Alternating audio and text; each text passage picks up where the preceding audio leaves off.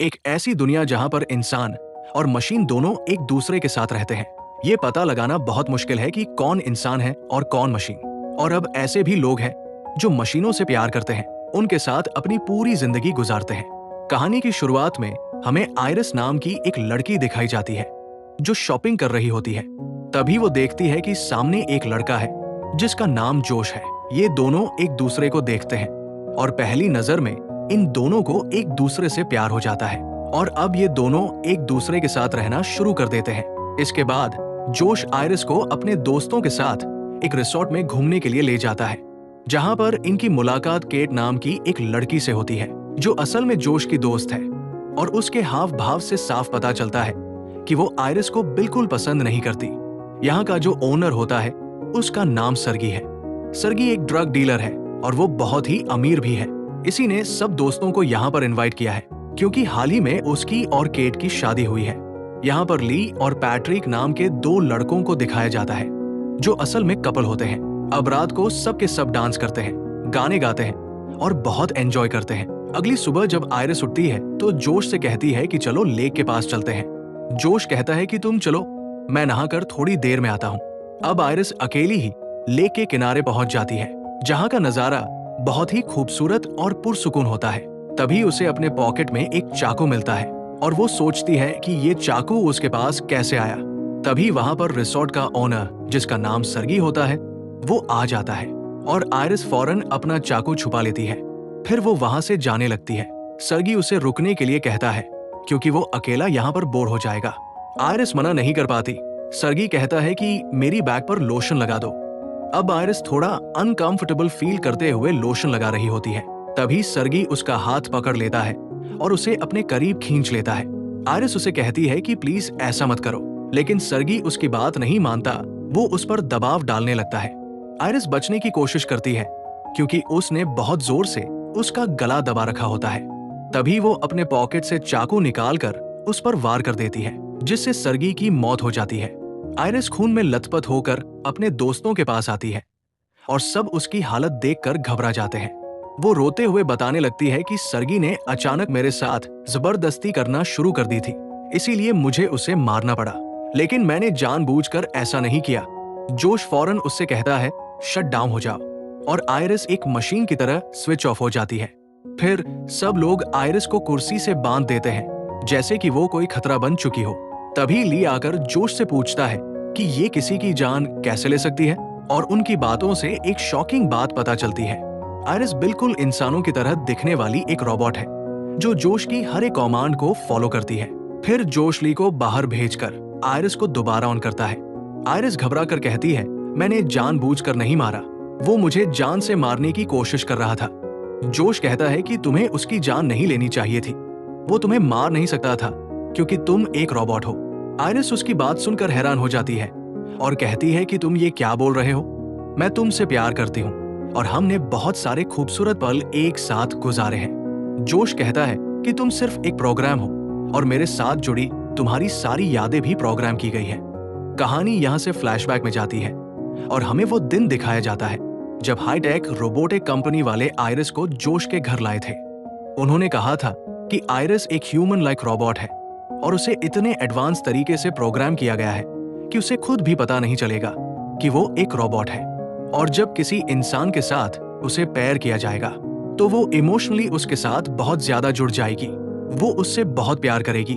Company वाले जोश को आयरिस के बारे में सब कुछ समझा देते हैं कि कैसे वो अपने स्मार्टफोन से आयरिस को अपने कंफर्ट के मुताबिक कंट्रोल कर सकता है। प्री पेयरिंग प्रोसेस कंप्लीट हो जाने के बाद आयरिस बिल्कुल एक लाइफ पार्टनर की तरह जोश के साथ रहने लग जाती है और उसे ऐसे सेट किया जाता है जिससे आयरिस को लगे कि वो जोश के साथ कई साल गुजार चुकी है, लेकिन असल में इन दोनों को एक दूसरे के साथ सिर्फ कुछ ही हफ्ते हुए होते हैं। रोबोटिक कंपनी ने प्लान के मुताबिक इन दोनों को एक शॉपिंग कॉम्प्लेक्स में मिलवाया था ताकि आयरिस की मेमोरी में फीड रहे कि ये दोनों नेचुरल तरीके से मिले हैं। अब कहानी प्रेजेंट में आती है जहां पर जोश कहता है कि तुम्हारी आंखों से जो आंसू निकल रहे हैं वो सिर्फ पानी है जो इमोशनल होने पर बाहर आने के लिए सेट किए गए हैं। आयरिस रोते हुए कहती है कि तुम कुछ भी कहो, फिर भी मैं तुमसे प्यार करती हूँ। उसी दौरान केट वहां पर आकर कहती है कि तुम अभी तक इससे बकवास क्यों कर रहे हो, इसे जल्दी शट डाउन करो। फिर जोश केट को एक कमरे में ले जाता है और इनकी बातों से पता चलता है कि सब कुछ पहले से प्लान किया गया था। सर्गी की मौत कोई हादसा नहीं थी, बल्कि जोश और केट ने मिलकर यह प्लान बनाया था ताकि उसे मरवाने के बाद उसकी सारी प्रॉपर्टी और पैसे लेकर भाग सके। जोश कहता है कि तुमने सर्गी की वाइफ बनकर जिस तरह एक्टिंग की, उससे हमारा रास्ता साफ हो चुका है और अब रोबोटिक कंपनी के लोगों के आने से पहले मैं आयरिस को रीसेट कर दूंगा। वो सब कुछ भूल जाएगी और हम सारा इल्जाम उसी पर डाल देंगे। वही आयरिस समझ चुकी होती है कि ये उसे डिस्ट्रॉय कर देंगे, इसीलिए इनसे बचने के लिए किसी तरह वो कुर्सी से गिरकर घिसटते हुए चाकू के करीब पहुंचती है और खुद को आजाद कर लेती है। तभी अचानक जोश वहां जाता है तो वो फौरन उसे मारकर बेहोश कर देती है और मौका मिलते ही जोश का स्मार्टफोन लेकर सीधा जंगल की तरफ भाग जाती है। इधर ली को पूरा मामला समझ में आ चुका होता है। वो उसे बताता है कि चाकू आयरिस की जेब में उसी ने रखा था और सर्गी के $100 मिलियन हासिल करने के लिए ये सब कुछ उन्होंने प्लान किया था और अब कंपनी वालों के आने से पहले पेन ड्राइव के जरिए उसे मॉडिफाई करना पड़ेगा। लेकिन सबसे पहले उसे पकड़ना होगा। उसके बाद ये ली के साथ मिलकर सर्गी की तिजोरी खोलते हैं जहां सर्गी ने $100 मिलियन रखे होते हैं। जोश कहता है कि हम इसे 3 हिस्सों में बांटेंगे, लेकिन ली फौरन कहता है कि 4 हिस्से होंगे क्योंकि उसका जो पार्टनर है पैट्रिक, उसे भी हिस्सा देना होगा। जोश गुस्से में कहता है नहीं, सिर्फ 3 हिस्से होंगे। ये सुनते ही ली पैट्रिक के पास जाकर उसे शट डाउन कर देता है, जिसका मतलब ये होता है कि पैट्रिक कोई इंसान नहीं बल्कि वो भी एक रोबोट है। असल में ली एक गे है और पैट्रिक बिल्कुल आयरिस की तरह किसी दूसरी कंपनी का रोबोट है जो ली के साथ पूरी तरह लिंक है। और अब केट ली को समझाती है कि $100 मिलियन में से $33 मिलियन तुम्हारे हो जाएंगे। बस आयरिस को ढूंढने में हमारी मदद करो, वरना इस रिसोर्ट में सिर्फ हम 3 ही इंसान हैं और अगर पुलिस केस हो गया तो हम तीनों फंस जाएंगे। कुछ सोचने के बाद ली मान जाता है और तिजोरी के अंदर एक गन भी होती है जिसे वो अपने पास रख लेता है। फिर वो दोबारा पैट्रिक को ऑन करने के बाद आयरिस को ढूंढने के लिए निकल जाता है। वही आयरिस को दिखाते हैं जो भागते हुए जंगल में काफी अंदर आ चुकी होती है। वहां वो जोश के फोन को ऑन करती है, डिवाइस कंट्रोल में जाकर वॉइस कमांड ऑफ कर देती है और अपने सिस्टम के इंटेलिजेंस ऑप्शन को 40% से बढ़ाकर 100% कर देती है, जिसके बाद उसके अंदर सोचने की और भी ज्यादा ताकत आ जाती है। यानी कि अब वो जो भी फैसले करेगी वो पहले से ज्यादा बेहतर होंगे। वहीं हमें उन चारों को दिखाया जाता है जो जंगल में पहुंच चुके होते हैं। जोश के कहने पर वो दो की टीम में अलग अलग होकर जंगल में फैल जाते हैं ताकि आयरिस को जल्दी ढूंढ सके। कुछ देर बाद ली और पैट्रिक को देखकर आयरिस एक पेड़ के पीछे छुप जाती है। वो दोनों उसे देख नहीं पाते। ली पैट्रिक को बताने लगता है कि जोश और केट ने पहले ही सर्गी को मारने का प्लान बना रखा था और उन्होंने आयरिस को इसीलिए खरीदा था ताकि उसका इस्तेमाल करके सर्गी को मरवाया जा सके। उन दोनों ने बहुत बड़ा क्राइम किया है और मजबूरी में मुझे भी उनका साथ देना पड़ रहा है। लेकिन तुम टेंशन मत लो, मैं जोश की तरह नहीं हूँ। मैं तुमसे बहुत प्यार करता हूँ, हम दोनों हमेशा साथ रहेंगे। आयरिस ने छुपकर सारी बातें सुन ली थी। जोश की असलियत अब उसे समझ आ चुकी थी। तभी जोश का फोन जो उसके पास होता है वो वाइब्रेट करने लगता है, जिससे ली समझ जाता है कि आयरिस यहीं पर है। वो फौरन गन निकाल कर फायर करता है और आयरिस बचकर भागने लगती है, लेकिन ली दौड़ते हुए सामने से आकर उससे टकरा जाता है और दोनों ढलान से नीचे गिर जाते हैं। गन इनसे थोड़ी दूर गिरी होती है, जिसे लेने के लिए दोनों में हाथापाई शुरू हो जाती है और तभी गलती से ट्रिगर दब जाता है, जिससे गोली चल जाती है। गोली ली को लग चुकी होती है, जिससे उसकी मौत हो जाती है। अब गन की आवाज सुनकर बाकी तीनों उनके पीछे पड़ जाते हैं और आयरिस भागते हुए वापस रिसोर्ट पहुंच जाती है। जोश के पकड़ने से पहले वो उनकी इलेक्ट्रिक कार में बैठ जाती है, लेकिन कार सिर्फ जोश की वॉइस कमांड पर चलती होती है।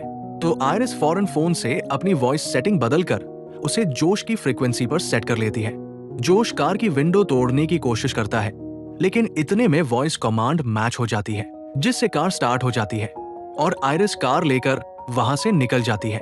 जोश समझ चुका होता है कि आयरिस सब कुछ खराब कर देगी, इसीलिए अंदर आकर वो सर्गी का फोन उठाता है और अपनी कार की चोरी की रिपोर्ट दर्ज करवा देता है। इससे सिस्टम फौरन कार को रोड के किनारे रोक देता है और फिर जोश सर्गी के फोन से आयरिस को कॉल करता है। वो कहता है कि प्लीज वापस आ जाओ, मैं सब कुछ ठीक कर दूंगा। सारी गलती मेरी थी और मैं तुम्हें कुछ नहीं होने दूंगा। तुम्हारे अंदर सब कुछ रीसेट हो जाएगा तो हम फिर से एक साथ रहेंगे। लेकिन आयरिस मना कर देती है। वो कहती है कि मैं अब तुम पर भरोसा नहीं कर सकती। तुमने मेरा इस्तेमाल करके सर्गी को मरवा दिया और ये बात मुझे अब पता चल चुकी है। अब मैं अपनी जिंदगी खुद चुनूंगी, लेकिन वापस तुम्हारे पास नहीं आऊंगी। अब जोश गुस्से और खौफ में आकर ली के फोन को इस्तेमाल करते हुए पैट्री के अंदर मॉडिफिकेशन करना शुरू कर देता है। उसके एंगर मोड को वो 100% कर देता है और फिर ली के फिंगरप्रिंट्स से पैट्री को रीबूट कर देता है। इसके बाद जैसे ही पैट्रिक जोश को स्कैन करता है तो उन दोनों के बीच वही लव लिंक क्रिएट हो जाता है जो पहले आयरिस और जोश के बीच हुआ था।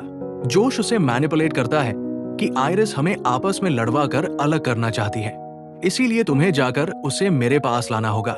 दूसरी तरफ आयरिस कार की विंडो तोड़कर किसी तरह बाहर आ जाती है और तभी एक पुलिस ऑफिसर उसे देख लेता है। वो पास आकर पूछताछ करने लगता है तो आयरिस रोते हुए सब कुछ सच बताने लगती है, क्योंकि उसकी सेटिंग में झूठ बोलने का कोई ऑप्शन नहीं था। ऑफिसर को लगता है कि वो सर्गी के घर जाना चाहती है, लेकिन फिर वो असल बात बताती है कि मैंने सर्गी को मार दिया और मेरे दोस्त मुझे मारना चाहते हैं। ये सुनते ही पुलिस ऑफिसर उसे खतरा समझकर गिरफ्तार करने की कोशिश करता है, लेकिन तभी अचानक पैट्रिक वहां पर आ जाता है और बिना कुछ सोचे समझे पुलिस ऑफिसर पर हमला करके उसे मार डालता है। आयरिस भागने की कोशिश करती है, लेकिन वो जोश के फोन से उसे शट डाउन कर देता है और वापस रिसोर्ट में ले आता है। केट और जोश उसे देखकर हैरान हो जाते हैं, क्योंकि वो पुलिस कार से आयरिस को लेकर आया था। केट समझ जाती है कि सब कुछ हाथ से निकलने वाला है, इसीलिए वो जल्दी जल्दी पैसों को बैग में भरने लगती है। वो कहती है कि मैं यहाँ से जा रही हूँ, क्योंकि मामला पुलिस तक पहुंच चुका है। जोश उसे रोकने की कोशिश करता है, लेकिन वो नहीं रुकती। तभी जोश पैट्रिक को कमांड देकर उसे रोकने के लिए कहता है, लेकिन पैट्रिक, जिसका 100% एंगर मोड ऑन होता है, वो उसे रोकने के लिए चाकू से उस पर हमला कर देता है, जिससे उसकी मौत हो जाती है। जोश अपनी जान बचाने के लिए सारी डेड बॉडीज को छुपा देता है और फिर आयरिस को ऑन करता है, लेकिन आयरिस के हाथ बंधे होते हैं, जिससे वो कुछ नहीं कर पाती। जोश कहता है कि मैं तुम्हें थोड़ा मॉडिफाई करके वापस अपनाना चाहता था, लेकिन अब लगता है कि तुम्हें खत्म करना ही पड़ेगा।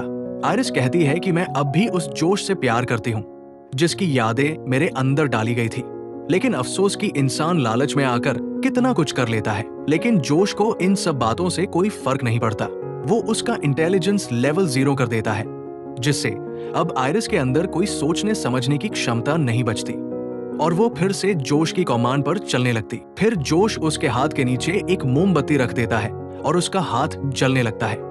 इसके बाद पैट्रिक पानी डालकर आग बुझा देता है और जोश के कहने पर आयरिस के हाथ में एक गन दे देता है।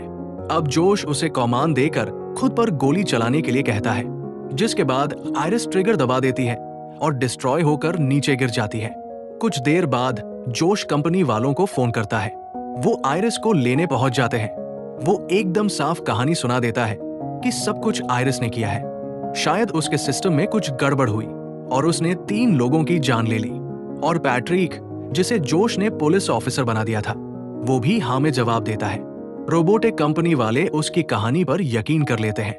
जोश सोच रहा होता है कि उसका प्लान कामयाब हो गया है, लेकिन असल खेल अभी शुरू होता है। जाते जाते कंपनी का आदमी कहता है कि आयरिस के अंदर जो भी गड़बड़ हुई थी हमें जल्दी पता लग जाएगा, क्योंकि हमने आयरिस की डेटा ड्राइव उसकी कमर के पास लगाई हुई है। हम उसे रिकवर कर लेंगे और अब तक की सारी इंफॉर्मेशन हमें मिल जाएगी। ये सुनकर जोश डर जाता है और फिर कंपनी वाले आयरिस को वैन में डालकर उसके रीबूट प्रोसेस को शुरू कर देते हैं।